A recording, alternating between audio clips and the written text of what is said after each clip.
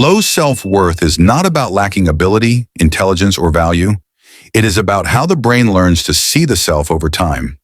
Most people with low self-worth were not born feeling inadequate.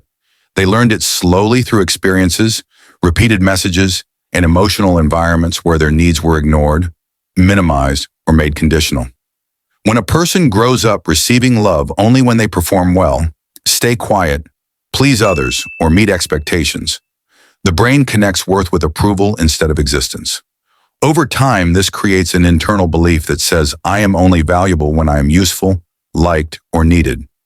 Psychology shows that the brain stores these beliefs as emotional memories, not logical thoughts, which is why reassurance often does not work.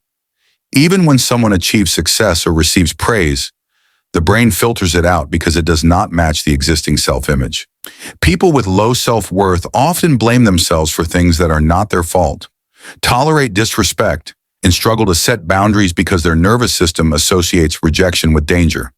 Saying no feels threatening, speaking up feels risky, and prioritizing themselves feels selfish. The inner dialogue becomes harsh and critical, constantly pointing out flaws while ignoring strengths.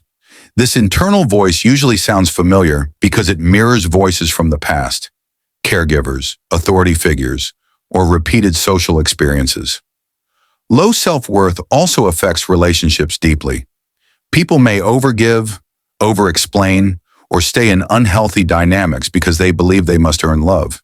They may feel uncomfortable receiving care, compliments, or support because it conflicts with their internal belief of being unworthy. The brain prefers familiarity over truth, so even painful self-beliefs feel safer than changing identity. Fear of abandonment keeps people stuck in self-silencing patterns, where they suppress needs to avoid conflict or rejection. Over time, this leads to emotional exhaustion, resentment, and loss of self. Healing low self-worth begins with awareness. When a person understands that their self-doubt is a learned survival response, not a personal flaw, the brain starts creating distance from the belief.